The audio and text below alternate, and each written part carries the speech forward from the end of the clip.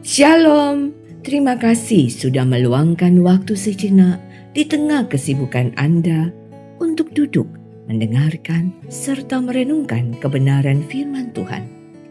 Kami berdoa agar waktu ini menjadi waktu yang menyegarkan bagi jiwa Anda.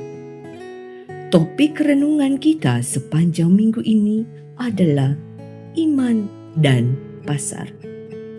Bagian firman Tuhan yang menjadi fokus perenungan kita adalah Matius 5 ayat 16, terjemahan baru yang kedua yang berbunyi demikian.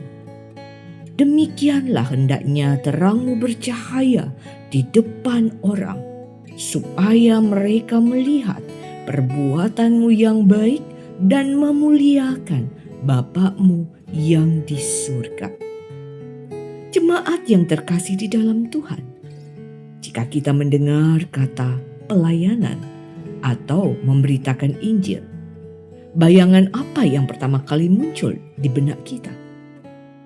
Mungkin kita membayangkan seorang pendeta yang berkhotbah di mimbar gereja pada hari Minggu, atau seorang utusan Injil yang pergi ke daerah pedalaman. Padahal mimbar kesaksian yang paling hidup dan jemaat yang paling nyata justru berada di sekitar kita setiap hari, yaitu di kantor, di pasar, di pabrik, dan di tempat usaha kita.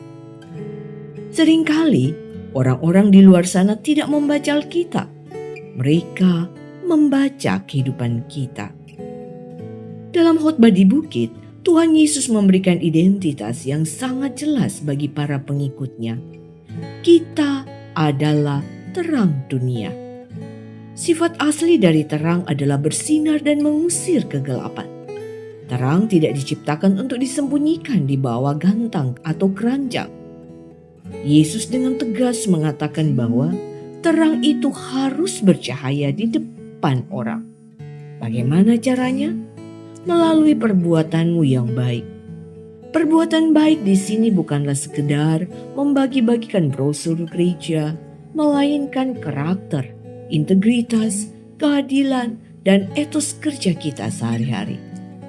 Tujuan akhir dari perbuatan baik ini sangatlah indah, bukan supaya kita mendapat pujian, bukan supaya kita dipromosikan jadi pegawai teladan, melainkan supaya orang-orang melihat kita dan akhirnya memuliakan Bapa-Mu yang di surga.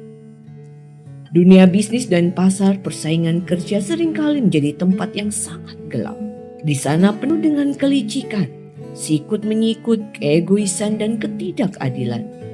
Justru di tempat yang gelap seperti itulah terang Injil bisa bersinar dengan paling terang. Ketika seorang bos Kristen menggaji karyawannya dengan adil dan tepat waktu, itu adalah khotbah yang nyata. Ketika seorang karyawan menolak untuk ikut-ikutan menipu laporan keuangan, atau ketika seorang pedagang berani mengganti barang cacat milik pelanggan dengan senyuman tulus, itulah penginjilan yang sesungguhnya. Kita tidak selalu harus menggunakan ayat Alkitab untuk bersaksi di jam kerja. Integritas dan kejujuran kitalah yang berbicara paling keras. Jadikanlah bisnis dan pekerjaan kita sebagai mimbar untuk menunjukkan kepada dunia betapa baik dan adilnya Bapa kita yang di surga. Mari kita merenungkan sejenak. Jika rekan kerja, atasan, bawahan, atau pelanggan kita menilai iman kekristenan dari cara kita bekerja dan berbisnis selama ini, kesimpulan apa yang akan mereka dapatkan? Sudahkah pekerjaan kita memancarkan terang yang menuntun orang lain untuk memuliakan Tuhan? Mari kita berdoa. Tuhan Yesus, terima kasih karena Engkau telah menempatkan kami di ladang pelayanan yang begitu luas, yaitu di tempat kerja dan dunia usaha kami. Ampuni kami jika selama ini hidup kami justru menjadi batu sandungan, di mana cara kami berbisnis tidak ada bedanya dengan orang-orang yang tidak mengenal-Mu. Ya Roh Kudus, penuhilah kami dengan kuasa-Mu. Jadikanlah kami terang-Mu. Biarlah melalui kejujuran, keadilan, dan kasih yang kami tunjukkan di tempat kerja, orang-orang di sekitar kami dapat melihat kebaikan-Mu dan nama Bapa di surga dipermuliakan. Dalam nama Tuhan Yesus kami berdoa. Amin. Kiranya renungan hari ini boleh menuntun langkah kita sepanjang hari. Selamat beraktivitas dan sampai jumpa lagi dalam renungan kita bersama esok hari. Tuhan Yesus memberkati.